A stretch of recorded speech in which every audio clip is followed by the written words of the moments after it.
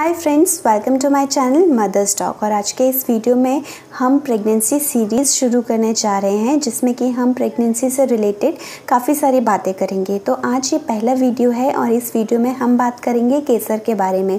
Pregnancy में केसर लेने से क्या सच में बच्चा गोरा होता है या इसके कुछ और एडवांटेजेस भी होते हैं।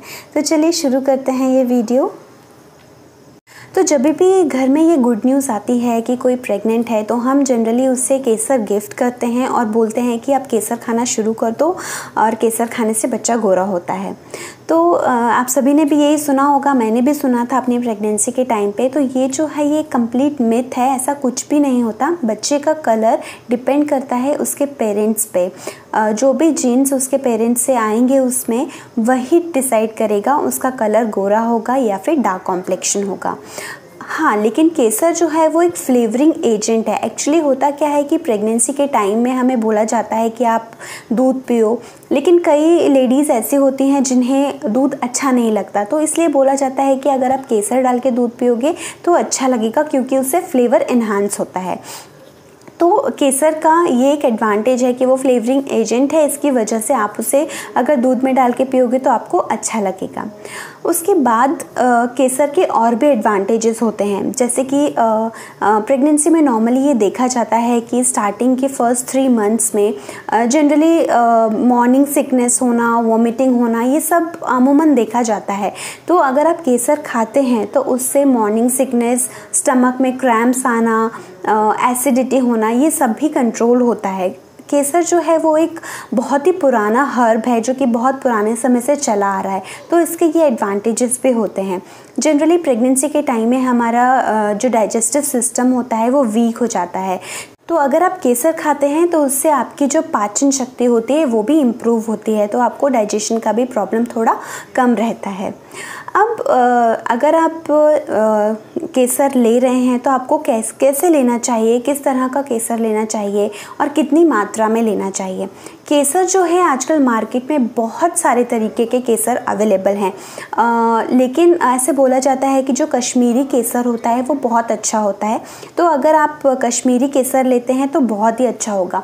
बट मार्केट में आजकल पाउडर्ड फॉर्म में भी केसर अवेलेबल है, प्लस सिरप के फॉर्म में भी केसर अवेलेबल है।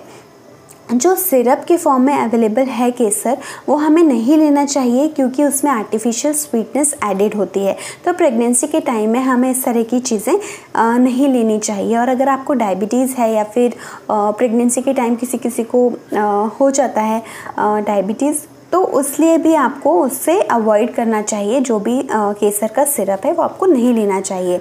केसर जो है वो अगर आप रेशे के फॉर्म में लेते हैं, जो रेशे उसके आते हैं वही बेस्ट होता है। तो उसे कितना ले सकते हैं आप, दिन में आप एक बार दूध में मिला कर के पी सकते हैं।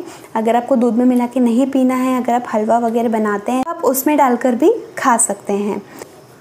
बट जनरली क्या होता है कि हम डेली हलवा नहीं बनाते हैं, तो हम डेली दूध में डालकर पी सकते हैं। इसलिए 3 रेशे इनफ होते हैं। आप 3 रेशे उसमें डालिए और कलर उसका तुरंत ही चेंज हो जाता है और वो आपको अच्छा भी लगेगा। तो केसर के ये फ़ायदे हैं।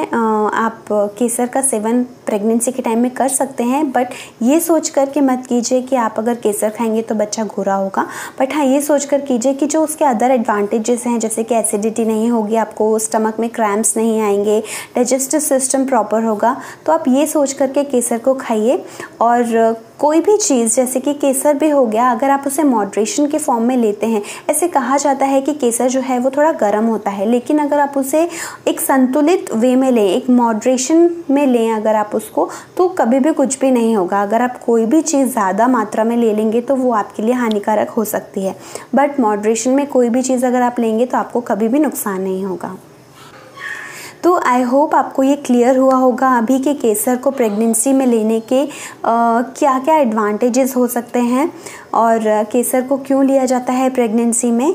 तो अगर आप प्रेग्नेंट हैं तो आप डेफिनेटली केसर का सेवन कर सकते हैं, फ़ायदा करता है ये। बट हाँ, इसे एक मॉडरेशन में लीजिए, जितनी मात्रा में आपको बताया गया है उतनी ही मात्रा में इसे लिया जाए। तो चलिए, इतनी इन्फॉर्मेशन मुझे आपको देनी थी केसर के बारे में। आई होप आपको ये वीडियो अच्छा लगा होगा। अगर अच्छा लगा हो तो आप अपने फ्रेंड्स और फैमिली के साथ इसे शेयर कर सकते हैं और मेरे चैनल को सब्सक्राइब भी कर सकते हैं। अभी इसके बाद का जो वीडियो रहेगा उसमें मैं आपको बताऊंगी कि चाइनीज़ फूड प्रेगनेंसी में खाना सेफ़ है या नहीं। तो चलिए, मिलती हूँ आपसे अगले वीडियो में कुछ और इन्फॉर्मेशन के साथ। तब तक के लिए थैंक यू।